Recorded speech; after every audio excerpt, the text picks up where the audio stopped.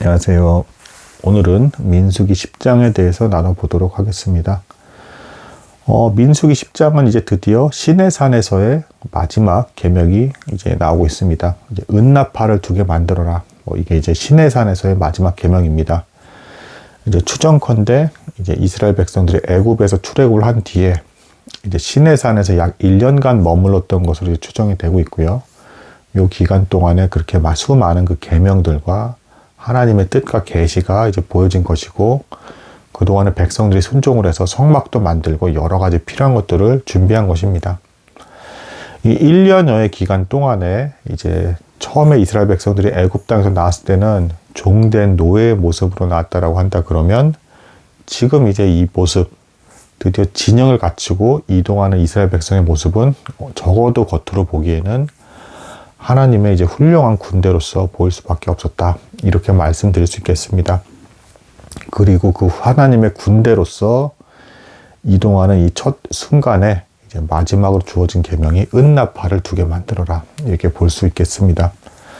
나팔은 이제 나팔소는 기본적으로 군대가 이동할 때, 이제 고대나 중세 사회에서 군대가 이동할 때 군인들이 정확하게 다 들을 수 있는 소리로서의 역할을 아주 충실하게 할 수 있는 좋은 도구였습니다. 은이라는 것은 역시 순수하고 정결하고 거룩한 어떤 그 재료로 만들어진 것이라고 볼 수가 있고, 이 은나팔 소리를 이스라엘 백성들은 귀 기울여서 조심스럽게 들을 준비를 항상 하고 있어야 됐습니다. 즉, 어디로 어떻게 이동하고 하나님의 지시를 어떻게 받아야 되는지에 대해서 항상 귀 기울여서 신경 쓰는 자세를 가지라. 그리고 그렇게 나에 대해서 신경 쓰는 만큼 죄악된 것에는 멀어져라. 이런 뜻을 이제 담고 있다라고 이제 볼 수가 있겠습니다. 하지만 이제 이후의 내용들을 다 아는 분들은 아시겠지만, 안타깝게도 겉으로 봤을 때 이제 아주 이제 아름다운 진영을 갖춘 하나님의 군대의 모습을 갖췄을지 모르겠지만, 그 내면에 있는 죄를 이스라엘 백성들이 이제 멀리하지 못했다. 계속 실패하는 모습이 나온다라는 것입니다. 그럼에도 불구하고 하나님께서 포기하지 않으시고 결국에는 이들의 자손들이라도 언약의 땅으로 이제 인도하고 가시는 이제 그런 모습도 역시 보여주고 있습니다.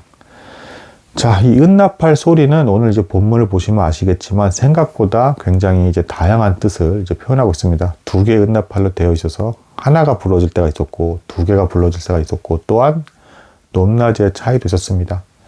그만큼 목자 대신 하나님께서 양 같은 이스라엘 백성들을 섬세하게 하나하나 소리의 차이를 두면서까지도 이제 그 관리라는 목자처럼 대했다라고 이제 볼 수가 있겠습니다. 실제로 이제 목자와 양과의 그 관계는 이제 그 100마리가 넘는 그런 관계라 할지라도, 목자 하나가 100마리가 넘게 관리한다 할지라도, 목자는 양의 모든 생김새의 차이와 소리의 차이, 그리고 이제 이름도 다 따로 이제 붙여주면서 이제 불러주는 이제 그런 그렇게 이제 관리를 했다라고 이제 얘기가 되고 있고요. 양들은 이제 그 이름의 그 차이, 불려지는 차이까지도 다 알아들으면서 목자를 따랐다라고 합니다. 거기에 비유돼서 하나님께서 어떻게 인도하고 계신지를 보여주는 모습이라 볼 수 있겠습니다. 10장의 이 하반절은 이제 이런 내용을 담고 있습니다. 그렇게 해서 이제 이 하나님의 군대로서 행군을 하는데, 그 이제 지나는 지역에서 이제 미디안 사람, 그 모세의 장인의 아들 호밥이란 사람이 있었습니다. 그래서 모세가 이 사람에게 다가가서 우리와 함께 여정을 떠나자. 그러면 하나님께서 축복해 주실 약속의 땅에 이를 수 있을 것이다. 함께 축복을 누리자. 라고 모세가 제안하는 모습이 나옵니다. 많은 사람들이 쉽게 이제 착각하기 쉬운 부분이, 구약 시대에는 이스라엘 백성만 철저히 선택을 했고 다른 사람들은 받아들이지 않는 것처럼 생각하는 경향이 있는데, 사실은 이제 그렇지가 않았다. 율법에서도 이제 다른 민족이나 원래 이스라엘 사람이 아님에도 불구하고 이스라엘 회중에 들어오는 방법이 있었죠. 할례를 받고, 또한 거기에 절차를 따라서 이제 살아갈 때 이제 일정 기간이 지나게 되면 이 사람들을 이스라엘 사람으로서 이제 취급을 할 수 있게끔 다 하나님의 법이 만들어져 있었죠. 즉, 하나님의 장막이 넓어지는 그런 법이 이미 안에 있었다. 하지만 안타깝지만 이스라엘 사람들은 이게 자신들에게만 주어진 축복으로 자꾸 착각하는 경우들이 많았다라고 볼 수가 있습니다. 그럼에도 불구하고 오늘 10장에서 모세는 아주 훌륭한 하나님의 뜻을 바르게 잘 알고 있었던 사람이었기 때문에 미디안 사람에게 이제 권유를 합니다. 미디안 사람 호밥에게 이제 권유를 한 겁니다. 우리와 함께 가자.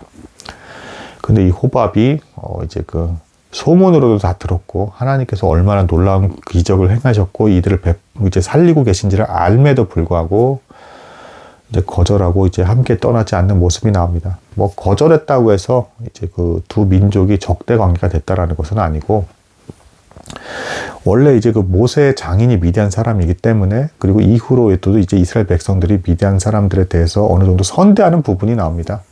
그리고 원래 아브라함의 어떤 그 나중에 후처로서 나온 자손이기도 해요.